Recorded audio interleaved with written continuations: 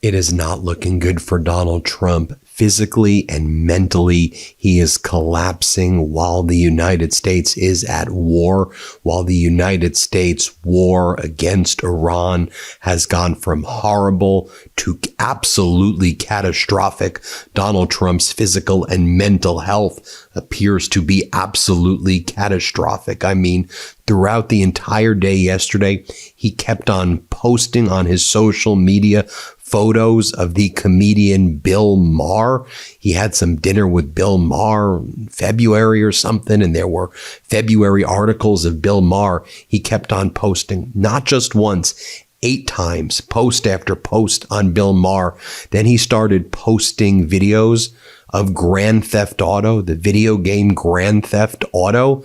And he's like mixing Grand Theft Auto videos with videos of the war against Iran. Then he starts posting Major League Baseball games and then starts mixing that with footage of the war against Iran, then NFL football games, and then starts mixing that with images of the war against Iran.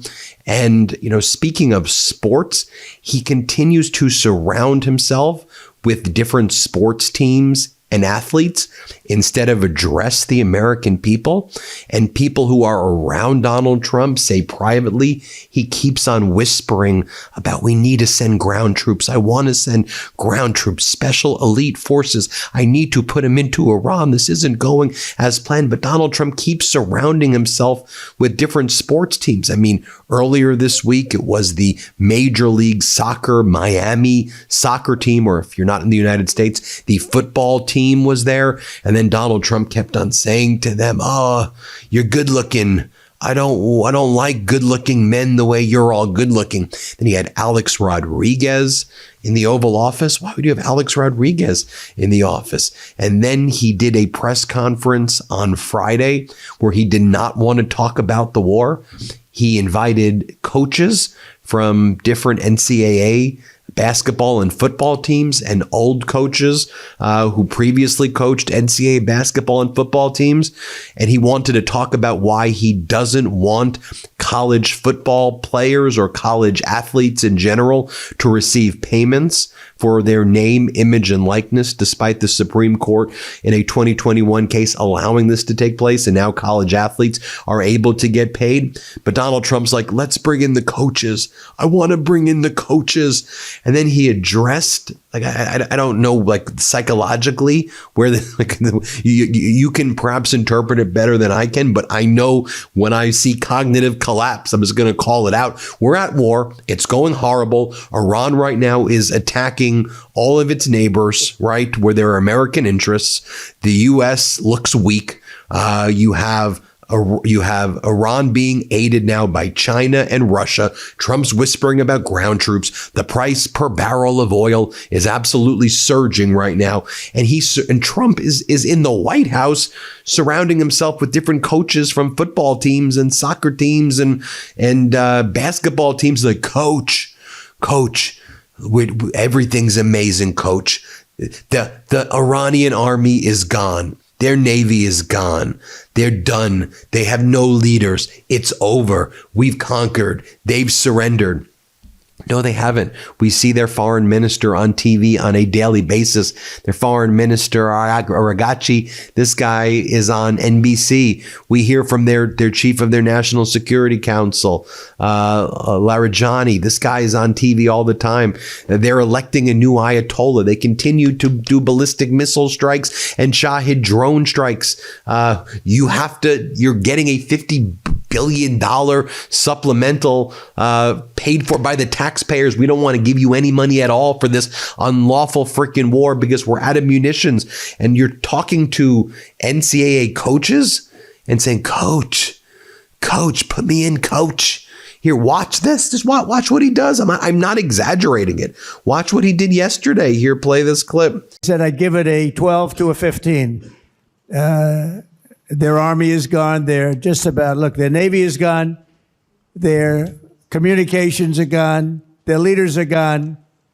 2 sets of their leaders are gone. They're down to their 3rd set.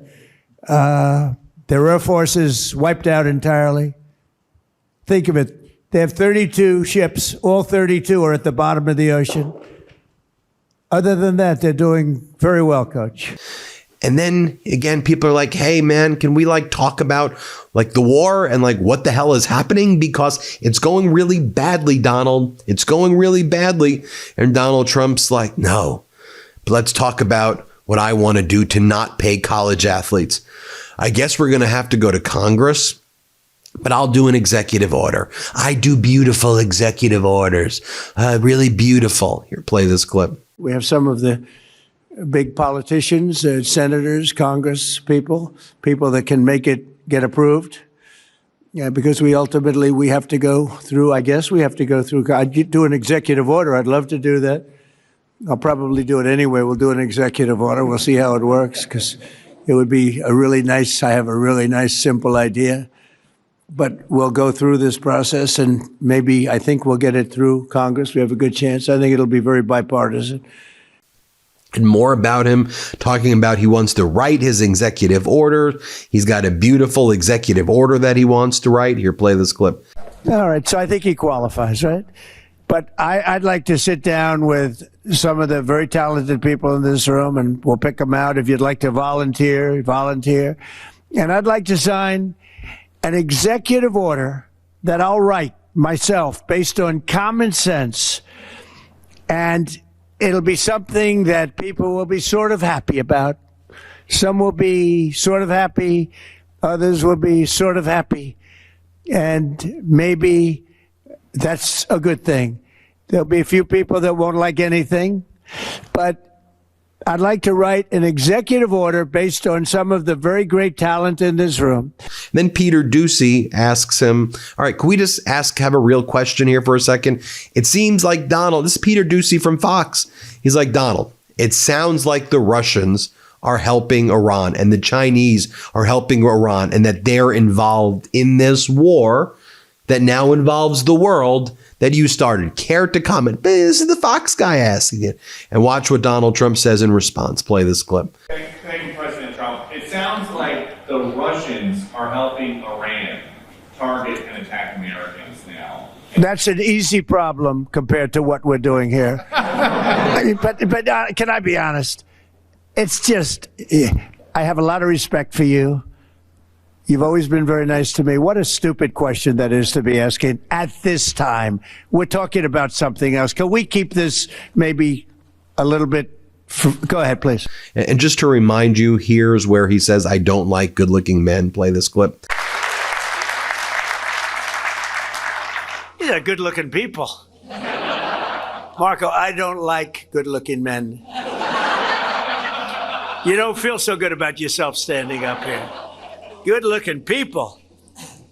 I want to make okay, he doesn't like good-looking men. I want to make show you Kristi Noem has also, I think, been raising doubts about Donald Trump's cognitive state, which I'll show you in a quick moment.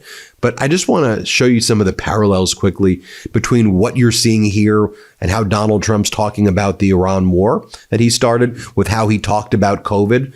When remember back in COVID in February and in March, he's like, by April, it's gone. It'll go away. It's never coming back. The curve will be bended. Just to remind you, Donald Trump in February and March in 2020, here's what he was saying. Play this clip. We've done great on the trade. It's going to have a tremendous impact. Now, the virus that we're talking about having to do, a lot of people think that goes away in April with the heat, as the heat comes in. Typically, that will go away in April. We're in great shape, though. We have 11 cases. And many of them are in good shape now.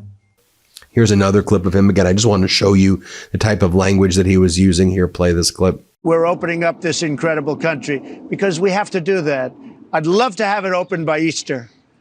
Okay, I would love to have it open by Easter. I will tell you that right now. I would love to have that. It's such an important day for other reasons, but I'll make it an important day for this too. I would love to have the country opened up and just raring to go by Easter. That's April 12th. So we will watch and see what happens. I'm going to toss it back to my cohort, Bill. And so now also behind the scenes, you have Kristi Noem. I think kind kind of leaking to the press after she was fired that Donald Trump is also cognitively addled. Here's how Mediaite reports it, but let's try to cut through it for a second. Team Noem, Kristi Noem, fires back at White House, suggests that Donald Trump lied about the ad campaign. So as you know, Donald Trump fires Kristi Noem, and he appoints her to be the special envoy of the Shield, the envoy to the Shield of America. Just like literally a made up thing, the Shield of America. I mean, just think about his demented mind that he made up a position called the Shield of America. And he keeps now talking about the Shield of America while posting Grand Theft Auto videos and saying it's the video of the war. Or the other day, he was doing Call of Duty videos. The president of the United States is posting Call of Duty fake videos and saying it's the war in Iran. Do we realize how utterly deranged that is? So, he fires Kristi Noem. And he says the reason that he's did it, and he leaks out the reason he did it, is that she blamed him for the ad campaign, $220 million ad campaign. And during the cross-examination, when she was under oath in front of the Senate, Senator John Kennedy from Louisiana said, did Donald Trump approve of that ad campaign with you on the horsey? With you on the horsey, did he approve of that campaign? And she said, yeah, he approved of that ad campaign where she goes around dressing like a cowgirl or whatever the hell she's dressed as. And she's like riding around in horses, and it cost the taxpayers over $200 million. And she's like, yeah, Donald Trump approved it. And then I was like, oh, I don't think he approved it. And then Donald Trump leaked. That's why she got fired, because she said that I was behind the ad campaign. I wasn't behind the ad campaign. Well, now Kristi Noem saying, this guy's basically Kristi Noem saying behind the scenes through her own proxies, of course he knew about it. What are you talking about? And she's just basically blamed him for not giving her the resources. And she's just saying that he's basically cognitively messed up if he thinks that she never told him that story. Here's video that has surfaced recently. Asen from the MeidasTouch Network posted it. This was from a while ago, where she told the story about the ad campaign. She was asked about the ad campaign, and she said, Donald Trump said he likes to see me dress up. Donald Trump said to Kristi Noem, according to Kristi Noem, he likes her wearing the different outfits. That gives him pleasure to watch her dress up in different outfits. And that he told her, do the dress up thing that you do and do a commercial dressing up in different outfits. So she said that I did the dress up because Trump told me to dress up in these outfits because he likes me dressing up like that. And if you're like, Ben, come on. You're telling me Kristi Noem said that before? Yeah, she said that months and months and months ago. Here's the video of her saying that at this CPAC thing a while ago. Here, play this clip. Talked to me several times. We had several meetings during the transition talking about it. And he said to me one day, we had a meeting, I left his office, and then Natalie came chasing me down the hall, and she goes, the president wants to tell you something he forgot to visit with you about. So I came back into his office, and he said, Kristi, do you know those ads that you did in South Dakota? Oh, and yes, I said, yes, yes sir. You mean my Freedom Works Here ads? And he said, yeah, those ones where those beautiful ads, those beautiful ads. Beautiful. You did about South Dakota. They had Mount Rushmore, all those things. He said, I want you to do those for the border. Brilliant. And I said, well, sir, I don't know how that works. You mean the ones where I was a plumber and where I was an electrician? And I don't know if I can do those for the border. And he said, no, I want you to do those for the border. And I want you to do those everywhere, not just in the United States, but I want them around the world. I want you to tell people not to come to this country if they're going to come here illegally. And I said, well, sir, we can do press conferences. We can tell people what we're doing. And he said, nope, we're not going to let the media tell this story because the media will never tell the truth. We're going to do a marketing campaign to make sure the American people know the truth of what you're doing.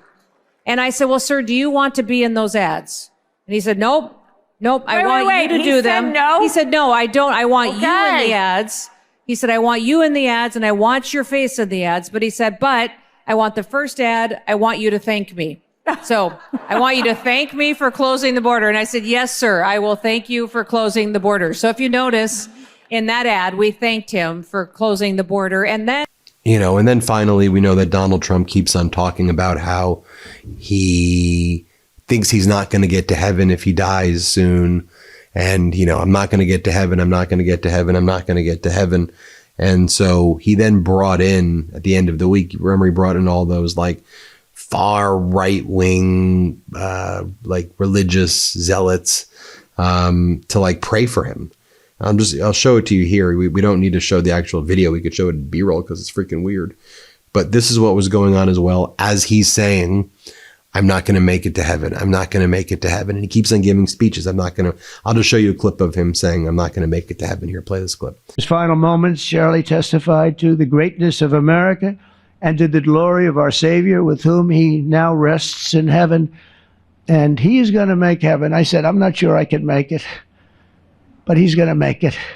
He's there. He's looking down on us right now. It's so incredible. Look at this, how this turned out. This was supposed to be so dark and cloudy. Not dark and cloudy, I said. Look at that, how beautiful that is. There's no artist that can capture it as beautiful as it is today. Wow. And just so you know that I'm not lying, like he says this in every speech now. He goes, I'm not going to be in heaven. If I die, when I die, I'm not going to make it to heaven. Here, just play this clip. I said, I don't think I'm going to make it to heaven in front of a massive group of people, 56,000 people. And they were all saying, oh, what does he mean? I don't think I'm going to make it to heaven. I'm doing a great job for a lot of people, but I don't think so. I'm just not worthy of heaven. I'm not going to make it. Well, you tell me what you think is going on. Hit subscribe. Let's get to 7 million subscribers. And thank you so much for watching. Love this video? Support independent media and unlock exclusive content, ad-free videos, and custom emojis by becoming a paid member of our YouTube channel today. You can also gift memberships to others. Let's keep growing together.